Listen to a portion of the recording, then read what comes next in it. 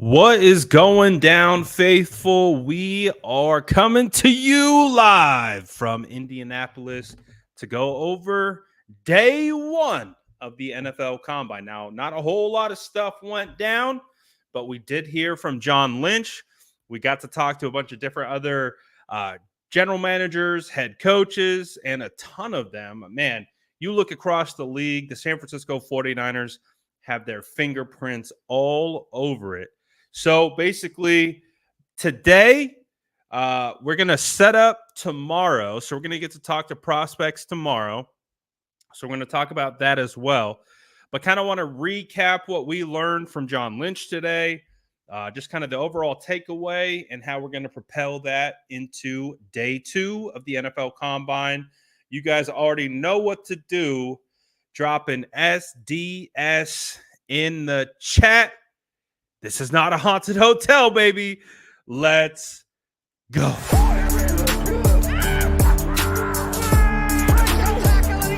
Smash that like button if you haven't already. Love to see it.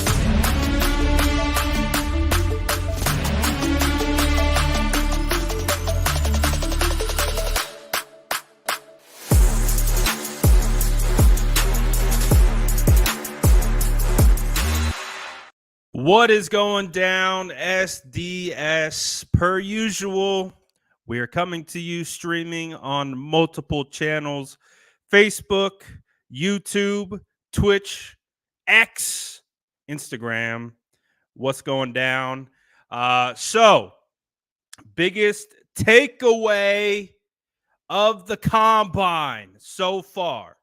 We got to hear John Lynch speak today. Probably one of the funniest things to happen was watching Big Dom roll around the corner with Nick Sirianni. Obviously, 49ers, Eagles, whether you like it or not, ever since last year, we have been tied at the hip just in regards to all these different types of things. No, the only reason why really I think any 49er fans know who Big Dom is because of the thing that he got into with Dre Greenlaw on the sideline. So it was pretty funny to see him roll around the corner and you're like, oh, there's Big Dom and then Nick Sirianni. And they're sitting there right by John Lynch's stage. So you got me, you got my guy Ponte, you got Lombardi, Mayoko, Jennifer Lee Chan, Tracy Sandler, Matt Barrows, Mike Silver. You got the whole press corps just sitting in front of John Lynch's podium, waiting for him to come speak. And for whatever reason, Big Dom was like floating in front of John Lynch's podium while Howie Roseman was speaking on the podium right next to it. And Howie Roseman looks over at Big Dom. It's like, oh, Big Dom, are you running security for John Lynch now? It was pretty funny. And then Big Dom was like, oh yeah, I love 49er fans. Love them. Love 49er fans.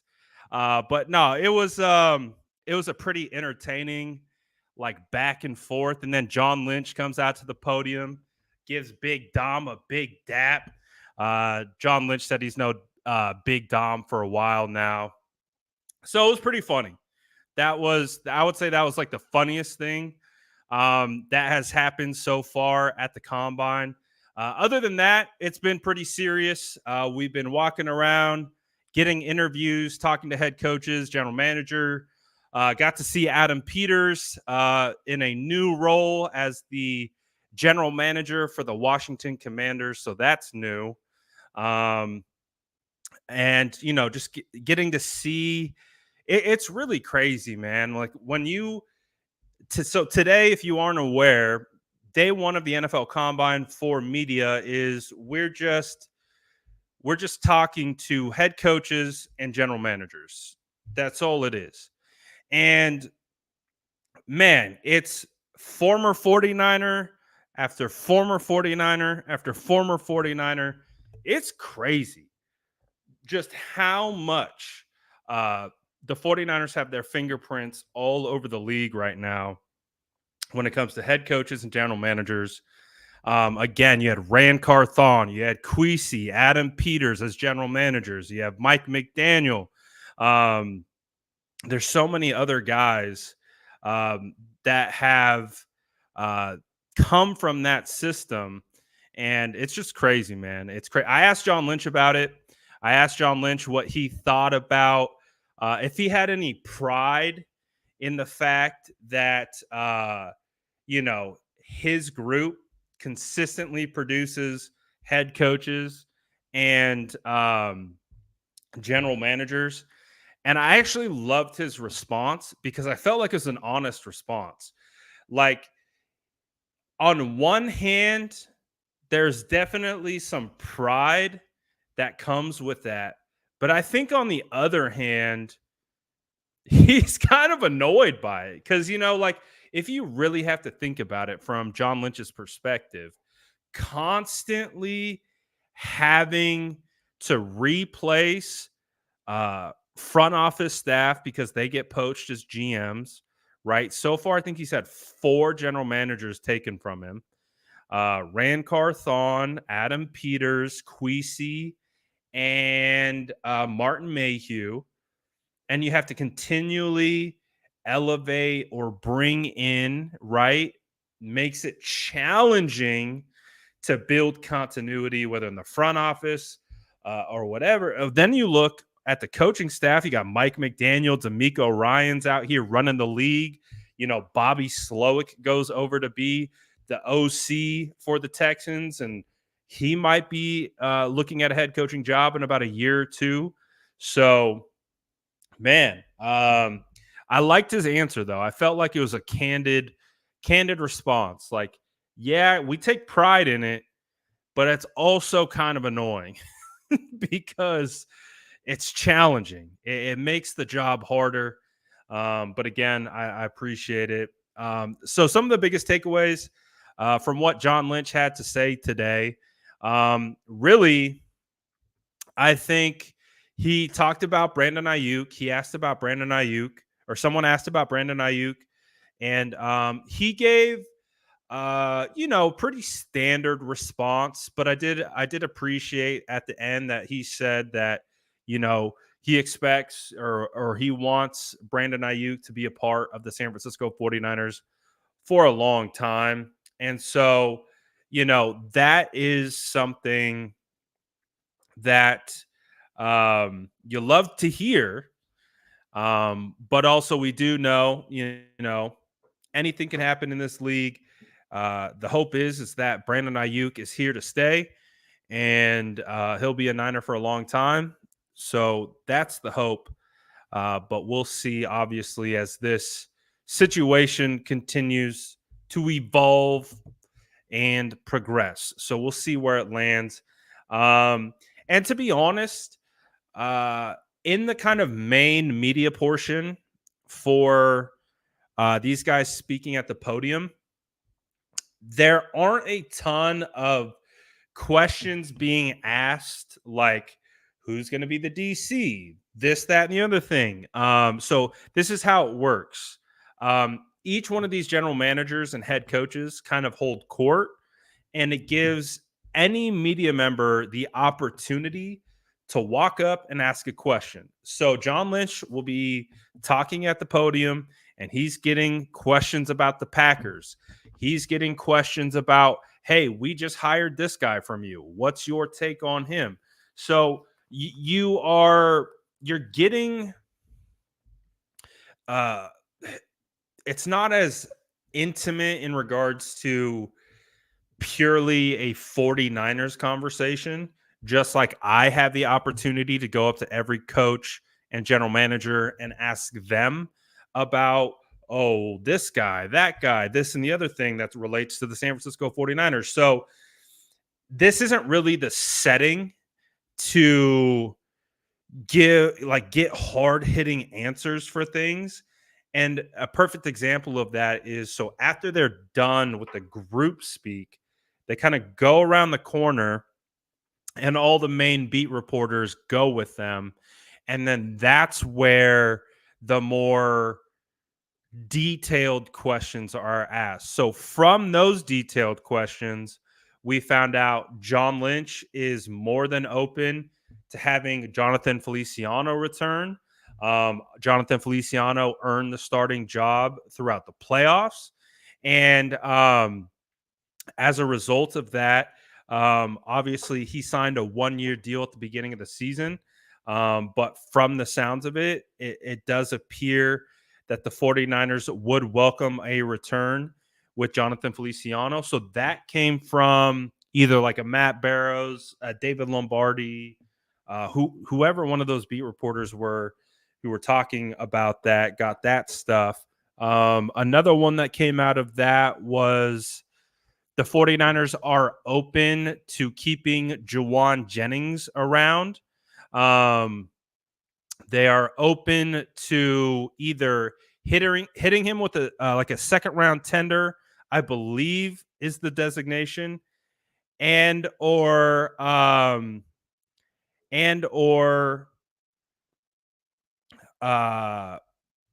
they have the opportunity to extend Juwan. So we'll see. We'll see what the 49ers do, but it does sound like they are intent on keeping Juwan Jennings around. And I bet if I had to ask the chat, you guys would absolutely be down to keep Juwan Jennings. But it'll be interesting. He's a restricted free agent. Teams will have the opportunity to uh, bid on his services. Um, if they place a tender on him. So it's going to be really interesting to see what happens there. I think one of the bigger things that has come out of the last couple days is regarding the defensive coordinator position for the San Francisco 49ers. So it does feel like Brandon Staley has real momentum to be the defensive coordinator for the San Francisco 49ers. Now, so does Sorensen or Bullocks.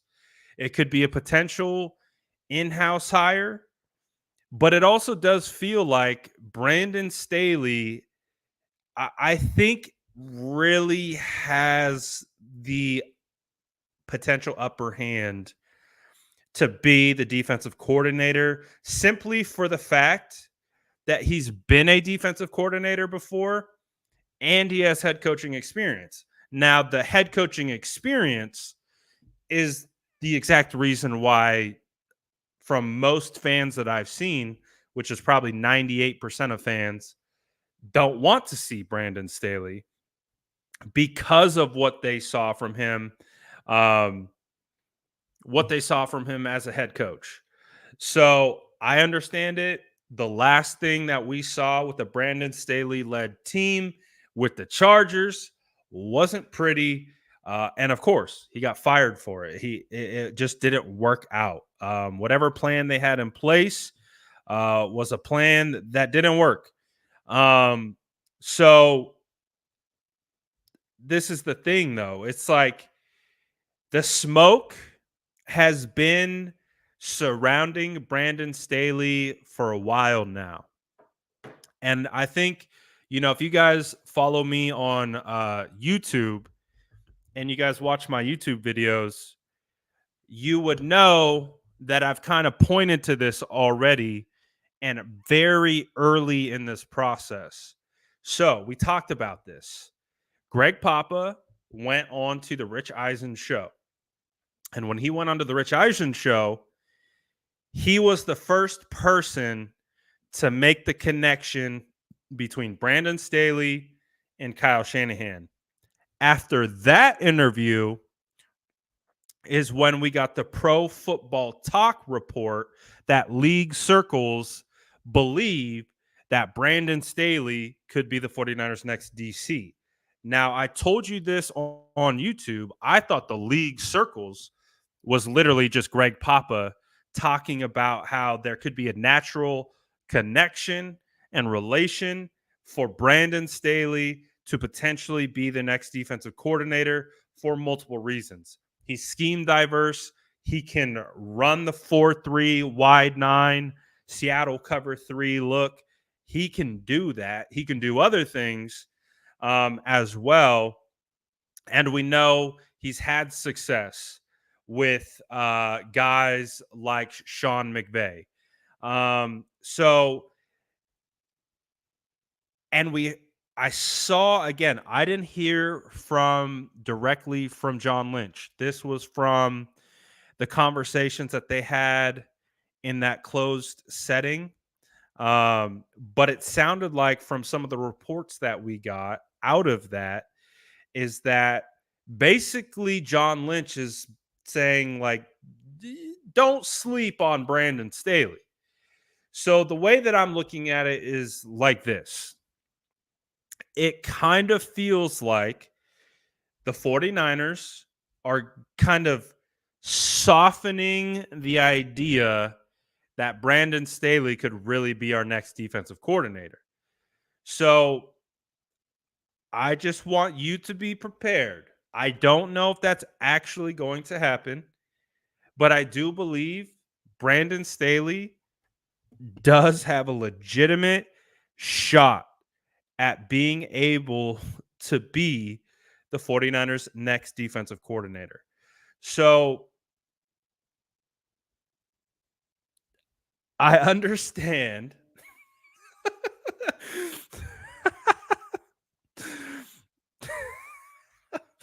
This comment is hilarious. I was so excited for Brad to go live just to crush my dreams. That's hilarious. I'm not trying to crush your dreams. I am just trying to make sure that you're fully prepared so that if and when it does happen, you aren't fully crushed. I'm trying to soften the blow for you guys. That's it. I'm just trying to soften the blow. You guys know how I do it. I read between the lines. I see these things happening in front of me. Hey, to me, Brandon Staley has got a real shot. And I felt that way ever since Greg Papa talked about it on the Rich Eisen show. So, and since then, Kyle Shanahan hits up Matt Mayoko and he says, hey, Matt Mayoko, we interviewed Brandon Staley, Sorensen, and Bullocks. 3 options with maybe another option coming later. And then John Lynch says, basically, don't sleep on the idea of Brandon Staley. So I'm just saying, I don't think we are going to get the big name. I don't think we're going to get the Belichick. Don't think we're going to get the Vrabel.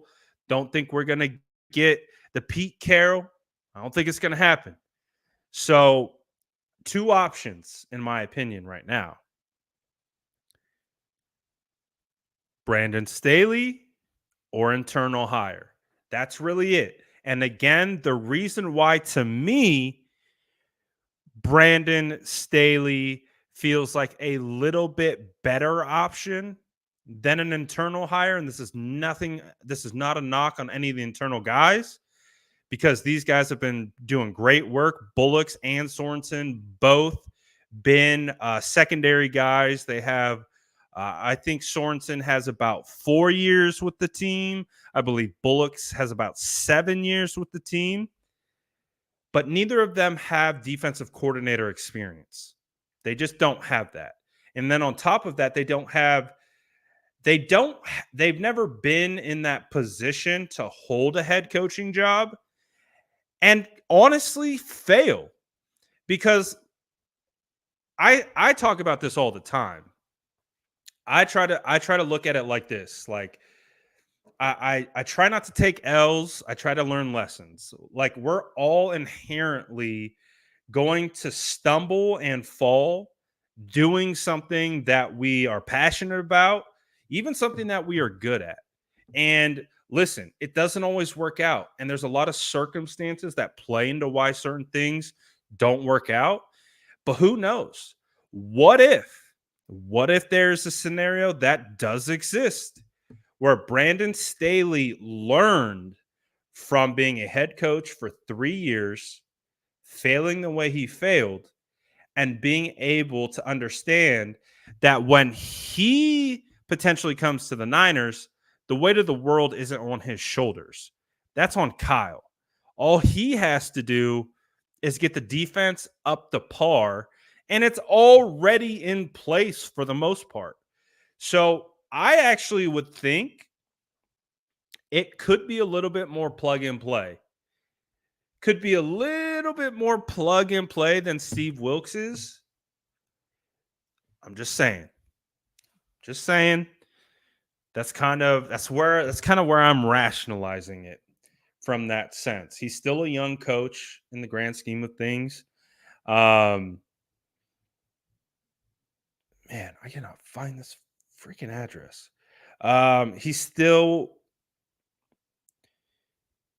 a young coach in the grand scheme of things. Hold on, I've been trying to look for this address the whole time. There we go. Sent. All right. There we go. All right. Got that taken away. Appreciate the badge, Corey. So, hey, we'll see. We will see. Would I say it's closer to 51% chance or 49% chance? If I had to give Staley to the 49ers as a defensive coordinator, I would give it 51% chance. That's kind of how I'm feeling. I'm feeling like we now have 3 touch points from Greg Papa, Kyle Shanahan, and John Lynch, all mentioning Staley. And listen, I know this isn't popular either to say, so don't kill me. Please don't kill me. I like Staley when he was hired by the Chargers.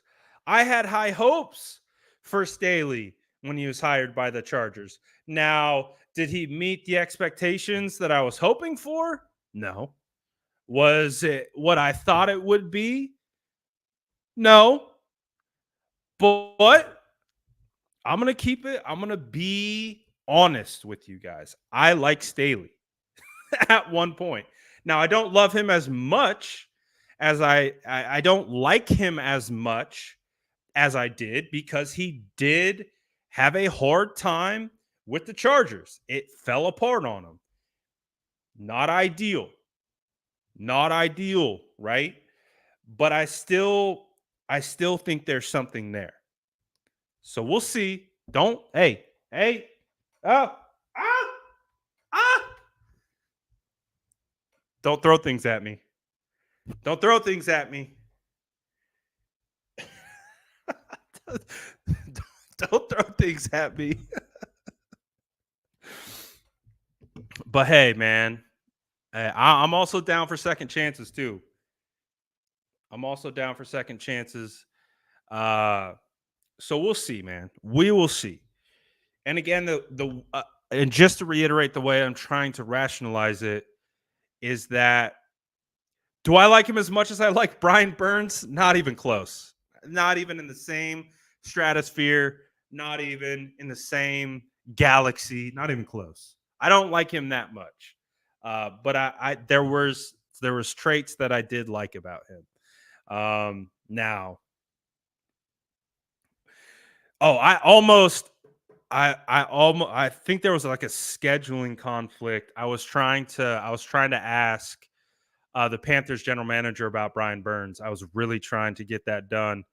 But I think there's a scheduling conflict with I think John Lynch and Canales, I think is his name, or was it the head coach or the GM? I can't remember his name. I legitimately was trying to make my way to the Panthers general manager's podium so I could ask him directly about Brian Burns, but we had a scheduling conflict, so it didn't really work out.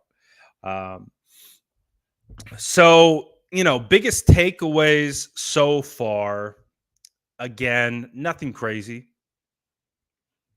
Really nothing crazy at all. Um, so I think defensive coordinator wise, there's no coaches here at the combine. So there's no coaches. And uh, so I look at it like, oh, we got to talk about the hires. The other thing that come out of the side meeting, of the side quest with 49ers beat reporters, I saw it from David Lombardi first. Um, the 49ers have replaced Adam Peters, but they have two guys who have replaced Adam Peters. So it was Tariq Ahmed, I believe. Let me double check. Tariq, uh, Tariq Ahmad, and RJ Gillen. Um, I know Tariq Ahmad a little bit better than RJ Gillen, just for the simple fact of dude, even like 2 years ago, when we were at the combine 2 years ago, we were walking through the stadium, and Tariq was walking through, and I was with my guy Jordan Elliott, who's now big time at NBC Sports. And if you know anything about Jordan, he will strike up a conversation with anyone. So we see that that's the 49ers director of college scouting, essentially, and we just start chopping it up with them. Um, so I know who he is a little bit more than RJ, but it sounds like RJ has been with the organization for, I think I read it was like 9 years, um, as a pro personnel director of pro personnel, I believe. I got to catch up on all these titles. The titles are all over the place. Um, but Tariq is college, RJ is pro. They are both like, it's basically like a scouting transformer. They both now are transforming into Adam Peters 2.0, essentially. So from my understanding, they have the same title, director of pro player personnel, and they are one. They are one. So we have, and I think it's well deserved. I'm glad that they were able to find some guys from within that could fill that role, and good for them. Well deserved. Um, well deserved by both. So you got a college emphasis, you have a pro emphasis, and they've already been working together. So it's not like this is going to be, I think, anything insanely new. Um, but we shall see. Um, Looks like Aponte is calling me because he is here and I have to go get him. So that means we should probably get off the live. But that was pretty much all that happened today. Nothing too crazy. Um, Again, first day, running off about 3 hours of sleep. That's normal. And we'll be able to get after it again tomorrow, 8 a.m., which is Is that 5 a.m. West Coast time? So interviews begin at 8 a.m. I'm 3 hours ahead. So 5 a.m. West Coast time. We shall be interviewing defensive linemen. So sleep isn't something that you should be looking to obtain when you're either going to the combine or going to the Super Bowl or going to these events. Sleep is just at the very bottom of the list. So it is what it is. We will be back at the convention center, 8 a.m. defensive line.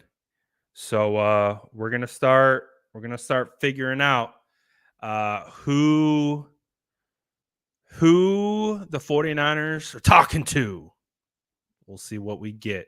So appreciate everyone for tapping in. I know it's been a brutal off season so far.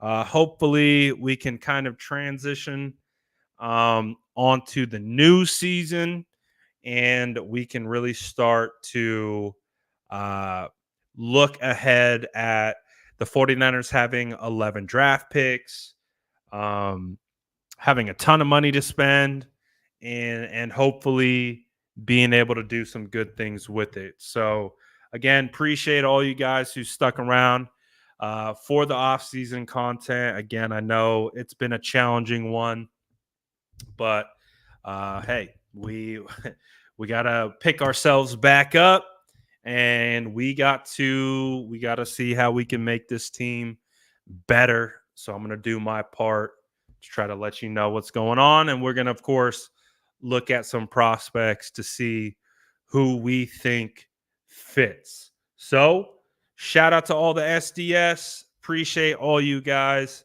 Again, more draft content coming tomorrow and throughout the rest of the week. That's pretty much all we're doing unless some crazy stuff goes down. So appreciate all y'all. I'm out of here for now. Peace.